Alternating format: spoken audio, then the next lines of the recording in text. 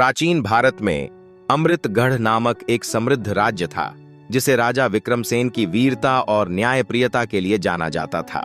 वह न केवल युद्धों में अजेय थे, बल्कि उनकी प्रजा भी उन्हें अपने पिता समान मानती थी।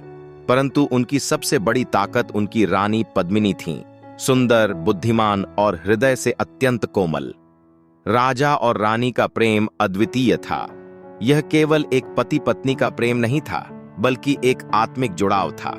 जब राजा युद्ध में जाते तो रानी उन्हें दूर खड़े होकर देखती, और जब वे लौटते तो पहली मुस्कान उन्हीं के चेहरे पर खिलती। लेकिन नियति को कुछ और ही मंजूर था। एक दिन एक अजनबी साधु राजमहल में आया और एक भयानक भविष्यवाणी कर गया। राजा, तुम्हारे प्रेम की परीक्षा का समय आ गया है। तुम्हें चुनना होगा, अपने राज्य की रक्षा या अपनी रानी का जीवन। राजा विक्रमसेन चौंक गए। यह कैसी परीक्षा थी? क्या वह अपने राज्य को बचाने के लिए अपने प्रेम का बलिदान देंगे? पहली आहट। एक श्राप की छाया भविष्यवाणी के कुछ ही दिन बाद राज्य पर संकट के बादल मंडराने लगे। पड़ोसी राज्य के क्रूर सम्राट कालयुद्ध ने युद्ध की घोषणा कर दी। कालयुद्ध केवल भूमि और सत्ता का लोभी नहीं था, बल्कि वह काले जादू का जानकार भी था। कहा जाता था कि जिसने भी उससे युद्ध किया वह कभी विजयी नहीं हुआ। उधर एक रहस्यमयी बीमारी ने रानी पद्मिनी को घेर लिया। वे धीरे धीरे कमजोर पड़ने लगीं। तमाम वैद्य, हकीम और साधु योगी राजमहल में बुलाए गए, पर कोई उनकी बीमारी का कारण नहीं जान पाया। अंततः राजमहल के सबसे बुजुर्ग ऋषि ने कहा, यह कोई साधारण बीमारी नहीं है राजन, यह एक श्राप है। इसका उपाय केवल हिमालय के परे स्थित देवभूमि में मिलेगा। लेकिन याद रखो, जो इस यात्रा पर जाता है वह कभी वापस नहीं आता। राजा की कठिन परीक्षा। राजा विक्रमसेन के सामने अब दो विकल्प थे। 1. युद्ध में कालयुद्ध का सामना करें और राज्य को बचाएं। 2. रानी को बचाने के लिए एक खतरनाक यात्रा पर निकलें। रानी पद्मिनी ने राजा से हाथ जोड़कर कहा, स्वामी, मैं आपके बिना नहीं रह सकती, लेकिन यदि राज्य नष्ट हो गया तो हमारी प्रेम कहानी भी अधूरी रह जाएगी। आप राज्य की रक्षा करें। लेकिन राजा के लिए प्रेम से बड़ा कुछ भी नहीं था। उन्होंने अपने सेनापति अर्जुन को युद्ध की जिम्मेदारी सौंपी और खुद देवभूमि की यात्रा पर निकल पड़े। पहली परीक्षा। मोह का जाल। जैसे ही राजा ने यात्रा शुरू की, उन्हें एक रहस्यमयी जंगल से गुजरना पड़ा। वहां एक सुंदर स्त्री प्रकट हुई जिसने कहा, राजन, यदि तुम इस मार्ग से आगे बढ़ोगे तो तुम्हारा जीवन संकट में पड़ जाएगा।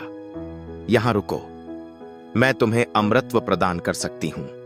लेकिन राजा विक्रमसेन ने उत्तर दिया, मेरा अमृतत्व मेरे प्रेम में है, किसी वरदान में नहीं। इतना कहते ही वह स्त्री एक मायावी शक्ति में बदल गई और गायब हो गई। राजा अपनी यात्रा पर आगे बढ़े। दूसरी परीक्षा। बलिदान की राह। अब राजा को एक विशाल रेगिस्तान पार करना था, जहां जल की एक बूंद भी नहीं थी।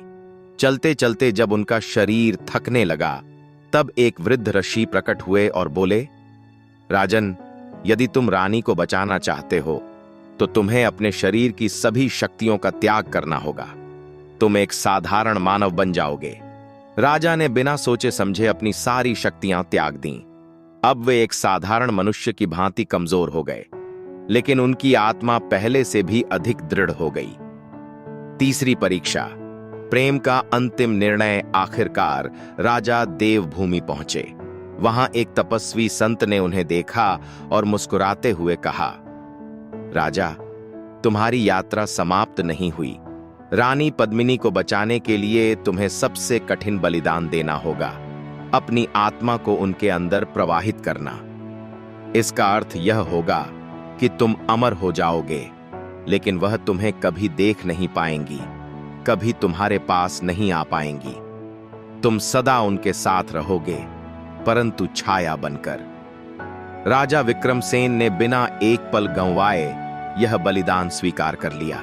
अमर प्रेम की गाथा। राजमहल में उसी समय रानी पद्मिनी की आंखें खुल गईं।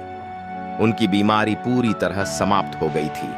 लेकिन जैसे ही उन्होंने राजा को पुकारा, वे कहीं नहीं थे। रानी समझ गईं कि उनके स्वामी ने उनके लिए अपना अस्तित्व त्याग दिया है। वे हर दिन मंदिर में जाती, राजा की मूर्ति के सामने बैठती और कहती, मुझे पता है तुम कहीं न कहीं हो, मैं तुम्हारी सांसों को महसूस कर सकती हूं। राजा विक्रमसेन अब नश्वर शरीर में नहीं थे, लेकिन वे सदा रानी के साथ थे, हवा की तरह, धूप की तरह, छाया की तरह। अंतिम संदेश समय बीतता गया और यह प्रेम कथा जन जन तक फैल गई। अमृतगढ़ के लोग आज भी यह कहते हैं कि यदि कोई सच्चे हृदय से प्रेम करे तो वह प्रेम मृत्यु से भी परे जाकर अमर हो सकता है। यह कहानी केवल वीरता और बलिदान की नहीं, बल्कि एक ऐसे प्रेम की है जो आत्मा से आत्मा तक जुड़ा था। एक प्रेम जो न केवल जन्म जन्मांतर तक जीवित रहा, बल्कि उसे स्वर्ग और पृथ्वी से भी कोई अलग नहीं कर सका। सच्चा प्रेम शरीर का नहीं, आत्मा का होता है, और आत्मा कभी मरती नहीं, वह बस एक रूप से दूसरे रूप में प्रवाहित होती रहती है।